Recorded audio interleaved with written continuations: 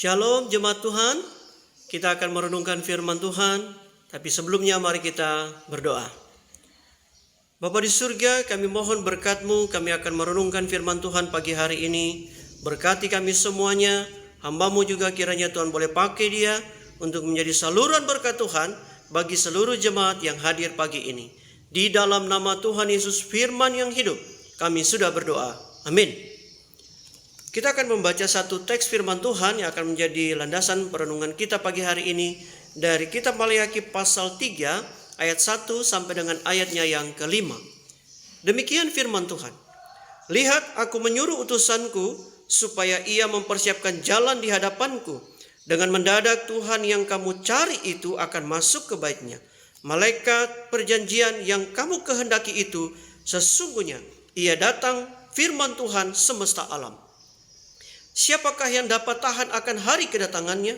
Dan siapakah yang dapat tetap berdiri apabila ia menampakkan diri? Sebab ia seperti api tukang pemurni logam dan seperti sabun tukang penatu. Ia akan duduk seperti orang yang memurnikan dan mentahirkan perak. Dan ia mentahirkan orang Lewi, menyucikan mereka seperti emas dan seperti perak, supaya mereka menjadi orang-orang yang mempersembahkan korban yang benar kepada Tuhan. Maka persembahan Yehuda dan Yerusalem akan menyenangkan hati Tuhan seperti pada hari-hari dahulu kala dan seperti tahun-tahun yang sudah-sudah. Aku akan mendekati kamu untuk menghakimi dan akan segera menjadi saksi terhadap tukang-tukang sihir, orang-orang berzina dan orang-orang yang bersumpah dusta, dan terhadap orang-orang yang menindas orang upahan, janda dan anak piatu, dan yang mendesak ke samping orang asing dengan tidak takut kepadaku. Firman Tuhan semesta alam. Yang berbahagia adalah setiap kita yang membaca, merenungkan dan juga menjadi pelaku firman Tuhan di dalam hidup kita hari lepas hari. Bapak Ibu, bersyukur kita sudah memasuki minggu kedua masa Advent, dan saya sangat percaya Bapak Ibu sangat excited sekali, sangat antusias sekali di bulan Desember ini untuk menyambut masa raya Natal ini.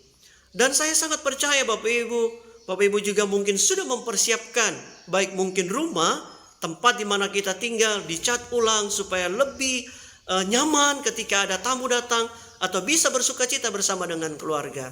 Bapak Ibu juga mungkin sudah mempersiapkan dengan membuat kue-kue ataupun mempersiapkan masakan-masakan terbaik yang sudah Bapak Ibu pikirkan.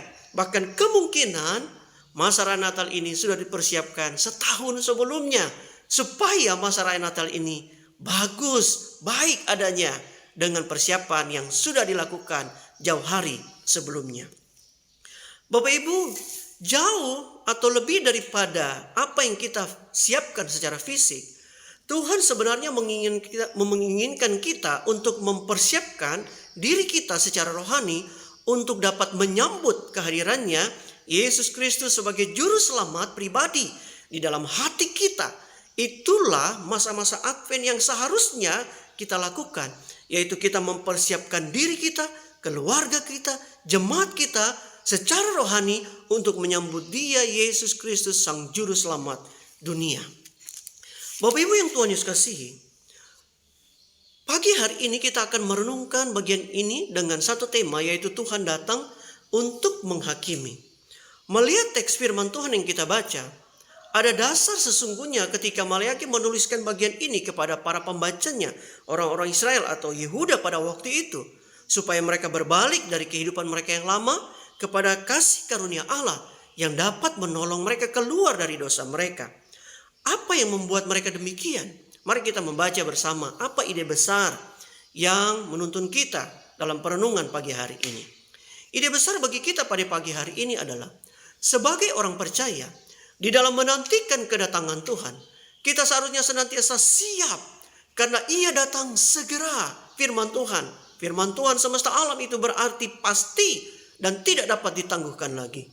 Kehadirannya bagi orang percaya itu punya tujuan. Tujuannya untuk memurnikan mereka bagi kemuliaannya.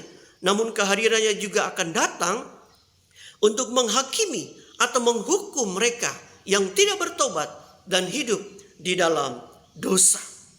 Itu berarti Bapak Ibu Saudara, Ada situasi di mana kehidupan orang Israel pada waktu itu, mereka hidup di dalam dosa. Boleh dikatakan apa yang mereka lakukan oleh orang Israel adalah mereka mencemarkan korban persembahan dengan mempersembahkan korban yang cacat bagi persembahan Tuhan. Para imam juga mengajarkan hal-hal yang sesat. Mereka tebang pilih tentang kebenaran firman Tuhan yang mereka sukai, itulah yang mereka ajarkan. Tetapi perintah, aturan yang tidak masuk ke dalam hati mereka, mereka tidak ajarkan itu bagi umat Tuhan. Bahkan juga terjadi Bapak Ibu Saudara, terjadi perkawinan campur. Sesungguhnya hal ini ditolak, dilarang keras oleh Tuhan. Tapi akhirnya itu pun terjadi, sehingga membuat hati orang Israel, orang percaya pada waktu itu, menjauh dari kasih setia kepada Tuhan, kepada ilah-ilah lain di mana mereka telah ada pada waktu itu. Sehingga juga apa yang telah mereka lakukan, mereka mengabaikan kewajiban mereka untuk memberikan yang terbaik kepada Tuhan. Bapak Saudara, ini sangat tragis sekali situasi pada waktu itu, di mana umat Tuhan hidup tidak menyukakan hati Tuhan. Mereka malah mendukakan hati Tuhan. Tetapi dalam situasi seperti itu Bapak Saudara, mereka malah menghardik, bahkan menantang Tuhan. Mereka bicara kurang ajar kepada Tuhan. Kalau kita membaca di pasal 3 ayat 13, di sana dikatakan, bicaramu kurang ajar tentang aku, firman Tuhan. Tetapi kamu berkata, apakah kami bicarakan di antara kami tentang engkau? Orang Israel berkata bahwa adalah sia-sia beribadah kepada Allah. Apakah untungnya memelihara apa yang harus dilakukan terhadapnya, berjalan sesuai dengan kehendak dan ketetapan Tuhan? Mereka menganggap semua hal yang rohani itu sia-sia di hadapan Tuhan. Oh, Bapak Ibu Saudara yang dikasihi Tuhan Yesus Kristus. Bahkan di ayat-ayat sebelumnya, mereka menipu Tuhan dengan tidak mempersembahkan persembahan persepuluhan yang seharusnya menjadi tugas dan tanggung jawab mereka secara pribadi di hadapan Tuhan. Mereka tidak memberikan itu kepada Dia. Saudara yang Tuhan Yesus kasihi, semua yang dilakukan umat Israel ini membuat Tuhan begitu sedih sekali. Karena mereka berbalik daripada setia kepada Tuhan, lalu setia kepada diri mereka sendiri, setia kepada hal-hal duniawi, dan menjauhkan diri dari Tuhan. Untuk itu Bapak Saudara yang dikasihi Tuhan Yesus Kristus, di dalam menanti dan menunggu kedatangan Tuhan, sesungguhnya bukan merupakan sesuatu yang membosankan. Benar bukan? Bapak Saudara, ketika kita menantikan paket yang kita sudah pesan sebelumnya dari sebuah toko online, kita sangat antusias meskipun barang itu belum datang. Tetapi karena kita membeli sesuatu yang berharga untuk diri kita, kita menantinya dengan penuh sukacita meskipun waktunya sangat lama. Itu berarti Bapak Saudara, menanti tidak selalu membosankan bagi saudara dan saya. Karena tergantung apa yang kita nantikan. Ketika kita menantikan Bapak Ibu Saudara, orang yang kita kasihi pulang dari tempat yang sangat jauh, meskipun dia berkata tunggu 1 hari lagi, kita akan tunggu dengan penuh sukacita. Karena yang kita nantikan adalah orang yang sangat kita cintai Bapak Ibu. Itu juga ketika kita berhadapan dengan kehidupan rohani kita dengan Tuhan. Sesungguhnya waktu kita menantikan kehadiran dan kedatangan Tuhan, kita harus menantikan dengan penuh sukacita. Karena yang kita nantikan adalah Tuhan semesta alam, pencipta langit dan bumi. Tuhan yang telah menciptakan kita dan menyelamatkan kita dari dosa adanya. Untuk itu Bapak Saudara, apa yang dapat kita pelajari pada pagi hari ini dari firman Tuhan yang sudah kita baca? Yang pertama, mari bersama-sama dalam menantikan kedatangan Tuhan untuk menghakimi sebagai hakim yang adil. Ingat bahwa Dia Tuhan datang, Dia segera datang, dan Dia tidak menangguhkan kedatangannya. Itu berarti Bapak Saudara yang dikasihi Tuhan Yesus Kristus, kehadiran Tuhan harus menjadi perhatian kita. Kedatangan Tuhan harus menjadi perhatian kita. Mengapa? Alkitab mencatat dalam bagian yang lain Bapak Ibu Saudara bahwa kedatangan Tuhan itu datang, Dia datang untuk dapat menghancurkan bumi. Dalam kitab surat 2 Petrus pasal 3 ayat 10 dikatakan, tetapi hari Tuhan akan tiba seperti pencuri. Pada hari itu langit akan lenyap dengan gemuruh yang dahsyat, dan unsur-unsur dunia akan hangus dalam nyala api, dan bumi dan segala yang ada di atasnya akan hilang lenyap. Itu berarti bagi saudara yang dikasihi Tuhan Yesus Kristus, Tuhan segera datang. Dia datang segera bagi kita. Bahkan dia tidak menangguhkan kedatangannya. Dan kedatangannya juga untuk menghancurkan bumi ini. Kedatangannya juga berarti dia datang untuk menghakimi. Karena dia dalam kedatangan yang terakhir, dia akan datang untuk menghakimi orang-orang percaya dan juga orang-orang yang tidak percaya. Dalam Injil Matius pasal 16 ayat 27 dikatakan, sebab anak manusia akan datang dalam kemuliaan Bapa diiringi malaikat-malaikatnya. Pada waktu itu ia akan membalas setiap orang menurut perbuatannya. Wahyu pasal 22 ayat 12, sesungguhnya aku datang segera dan aku membawa upah untuk membalaskan kepada setiap orang menurut perbuatannya. Pertanyaannya bagi saudara dan saya adalah, apa yang telah kita kerjakan selama ini? Apa yang telah kita perbuat? Baik secara pribadi, keluarga, gereja Tuhan. Apa yang telah kita perbuat? Masihkah kasih Allah itu tinggal tetap dalam hidup saudara dan saya? Masihkah perintahnya bagi saudara dan saya tetap dilakukan dengan setia? Ataukah jangan sampai kita tidak lagi melakukan perintah Tuhan itu dengan setia di dalam kehidupan saudara dan juga saya? Untuk itu Bapak saudara yang dikasihi Tuhan Yesus Kristus, meskipun dia datang untuk menghancurkan bumi dan menjadi hakim yang adil, tetapi dalam kedatangannya itu ada satu pengharapan bagi kita. Kabar baiknya, ia mau supaya pada hari itu kita dengar dengan baik bahwa ia Tuhan tidak lalai menepati janjinya. Bapak saudara yang dikasihi Tuhan Yesus Kristus, dia sungguh-sungguh akan datang untuk menghakimi kita dan untuk menolong kita. Dia tidak akan menepati janjinya. Sekalipun ada orang yang menganggapnya sebagai kelalaian, tetapi ia sabar terhadap kamu. Karena ia menghendaki supaya jangan ada yang binasa, melainkan supaya semua orang yang berbalik dan bertobat. Anggaplah kesabaran Tuhan itu sebagai kesempatan bagi kita untuk beroleh selamat. Bapak saudara, dalam menantikan kehadiran Tuhan, ingat dia datang segera. Ingat dia tidak lalai untuk menepati janjinya. Untuk itu mari, apa yang baik, yang mulia, yang sungguh-sungguh benar kita kerjakan. Karena ketika kita taat kepada kebenaran, maka Allah akan memberkati kita. Alkitab mencatat kemurahannya itu akan mengejar kita bagaikan seorang pribadi. Berkat itu akan mendampingi kita kemanapun kita pergi. Selanjutnya Bapak Ibu Saudara, Tuhan hadir untuk memurnikan umatnya. Tegaskan Bapak saudara dalam ayat 2 sampai ayat yang ketiga kita membaca Bapak saudara yang dikasihi Tuhan Yesus Kristus. Di sana dikatakan bahwa siapakah yang dapat tahan akan hari Tuhan? Siapakah yang dapat berdiri apabila ia menampakkan diri? Tuhan akan datang seperti api, tukang pemurni logam. Bapak saudara, tukang pemurni logam atau perak adalah tugas untuk memurnikan berbagai kotoran yang melekat pada logam ataupun perak. Bapak saudara, memurnikan logam emas atau perak dimaksudkan juga untuk memperoleh kadar logam yang sesuai dengan mutu yang sangat terbaik. Bapak Ibu, ketika Tuhan berkata bahwa aku akan datang segera untuk memurnikan umat Tuhan seperti tukang perak yang sedang memurnikan emas dan perak, maka itu berarti Tuhan ingin supaya kita semua dimurnikan dari semua hal yang kotor, yang najis, yang tidak memuliakan nama Tuhan. Agar kita semua memiliki kualitas hidup yang terbaik di hadapan Tuhan.